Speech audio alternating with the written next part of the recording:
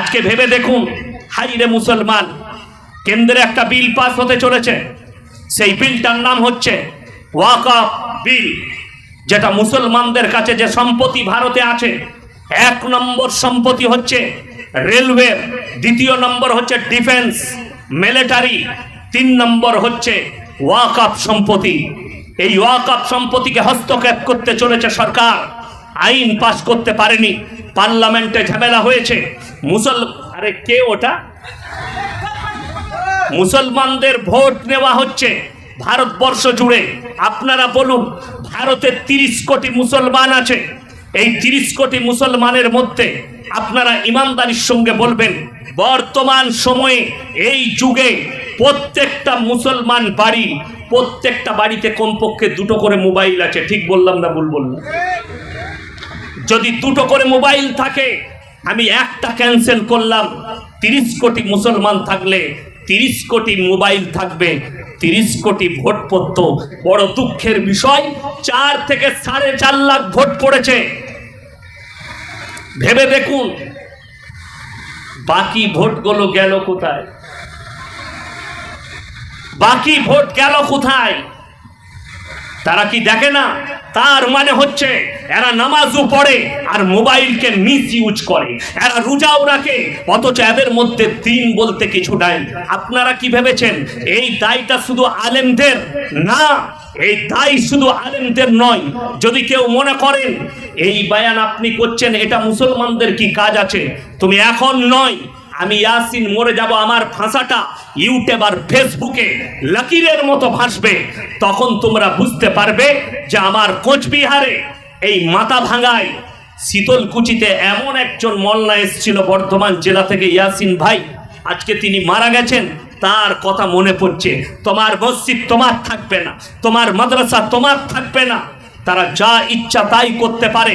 আর আপনার জানা আছে ওয়াকফে লিল্লাহ, যেটা আল্লাহর রাস্তায় মুসলমানরা দান করেছে, এই সম্পদ একমাত্র আল্লাহর। জোরে বলুন ইনশাআল্লাহ। আপনি কি ভাবছেন যে আপনি মুসলমান? আমি চ্যালেঞ্জ ছুড়ে বললাম, পশ্চিম বাংলায় যদি 3.5 কোটি মুসলমান থাকে, 1.5 কোটি মুসলমান আছে আর 2 কোটি বেঈমান হয়ে বসে আছে। এটা আমার চ্যালেঞ্জ। 2 কোটি বেঈমান হয়ে বসে আছে, মুসলমানের নামে বেঈমান। ওই জন্য আল্লামা ইকবাল বলেছে, ইস ঘর কো আগ লাগি ঘর কি চিরাগ সে। ইতিহাস তুলে দেখুন, 200 বৎসর রাজত্ব করেছে ইংরেজের বাচ্চারা, 200 বৎসর। আজকে আপনার মসজিদে, আপনার বাড়িতে কোরআন দেখতে পাচ্ছেন। জানেন গুজরাটের কন্তি নদীর তীরে 10 লাখের থেকে বেশি কোরআন নিয়ে ইংরেজের বাচ্চারা ঢের লাগিয়ে আগুন ধরিয়েছিল। শাহ আব্দুল আজিজ মুহাদ্দিস দেহলভী রহমতুল্লাহ আলাই তিনি বললেন, এই ইংরেজের বাচ্চারা শোনো, তোমরা যদি মনে করো এই 10 লাখ কোরআনকে জ্বালিয়ে ইসলামকে মিটিয়ে দেবো, তোমরা যদি মনে করো ভারতবর্ষের 1 কোটি কোরআনকে জ্বালিয়ে ইসলামকে মিটিয়ে দেবো, তো আল্লাহর কসম তোমরা ভুল পথে আছো। কেন জানো? তাদের কর্নাল জিজ্ঞেস করলে কেন, বলে এই কোরআনে একটা শব্দ আছে, ইন্না নাহনু নাযালনা যিকরা ওয়া ইন্না লাহুল হাফিজুন। এই কোরআনকে আমি আল্লাহ অবতীর্ণ করেছি, এই কোরআনের হেফাজতের দায়িত্ব আমি আল্লাহ নিজে নিয়েছি। জোরে বলুন সুবহানাল্লাহ। শুধু তাই নয়, কোরআনটা হেফাজত কোথায় করেছেন? আপনার বাড়ির আলমারিতে জুজদানে লেপটিয়ে রেখেছেন, ওইখানে নয়, কাগজের মধ্যে নয়। হাদিসে আছে কিয়ামতের পূর্বে আয়াতগুলো তুলে নেওয়া হবে, কোরআনের কাগজগুলো সাদা হয়ে যাবে। আল্লাহ যেদিনে তুলবেন ইলমকে, ওই পৃষ্ঠাগুলো সব সাদা হয়ে যাবে, আয়াতগুলো আর একটাও থাকবে না। চলুন, আল্লাহ কোথায় হেফাজত করলেন? একটা মাদ্রাসা তালবিল ইলম, একটা হাফিজে কোরআনকে দাঁড় করান, 30 পারা কোরআন একটা হাফিজে কোরআনের সিনেতে আল্লাহ গেঁথে দিয়েছেন। জোরে একবার বলুন সুবহানাল্লাহ।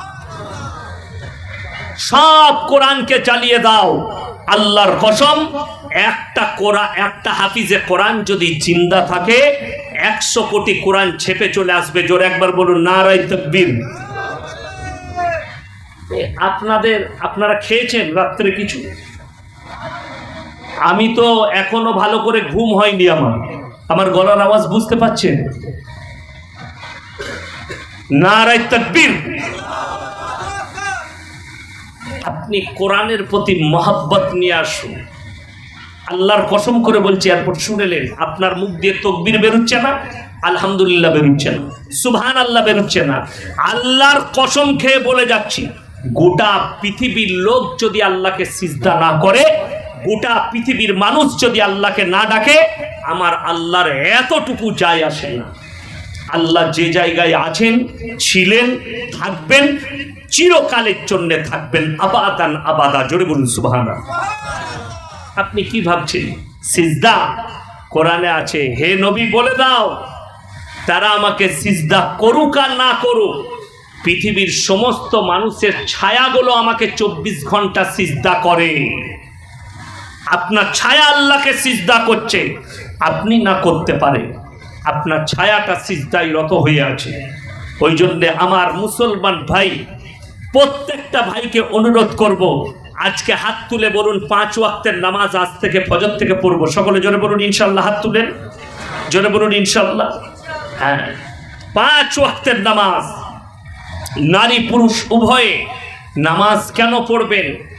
নামাজের জন্য। আমাদের সমাজে অনেক লোক আছে নামাজ পড়ে না কিন্তু ভালো কাজ করে, রোজা রাখে না কিন্তু ভালো কাজ করে।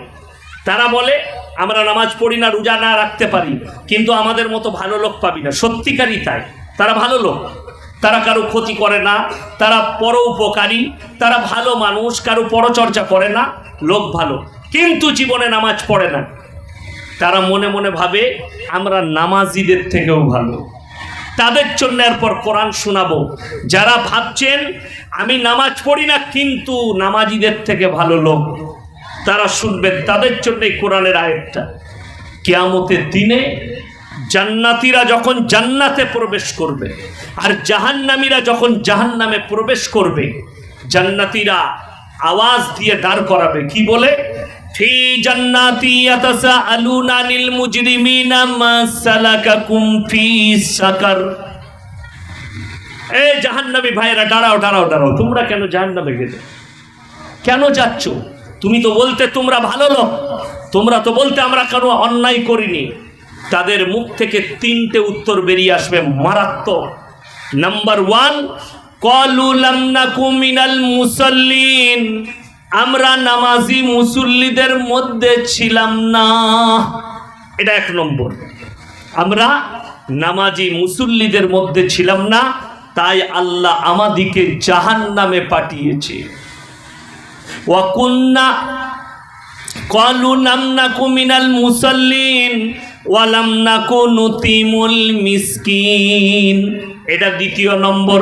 আর আমরা মিসকিনকে, গরিবকে খানা খাওয়াইতাম না, তাই আল্লাহ জাহান্নামে পাঠিয়েছে। 2 নম্বর, ওয়া কুন্না নাখুদু মাল খাইদিন, এটা মারাত্মক, প্যাথেটিক, একদম ডেঞ্জার আয়াত। নামাজি মুসল্লিদিকে, দাড়ি টুপিওয়ালাকে দেখে হাসি ঠাট্টা বিদ্রুপ করত, আর তাদের সঙ্গে আমরা সাই দিতাম, তাই আল্লাহ আমাদিকে জাহান্নামে পাঠিয়েছেন। ওয়াকুন্না নুকাজ্জিবু বিয়াউমিদ্দিন, আর আমরা বিচারের দিবসকে মিথ্যা বলে মনে করিতাম, তাই আল্লাহ আমাদিকে জাহান্নামে পাঠিয়েছেন। বড় ডেঞ্জার দিন আসবে সেটা। ওই জন্যে নামাজ কেউ ছাড়বেন না।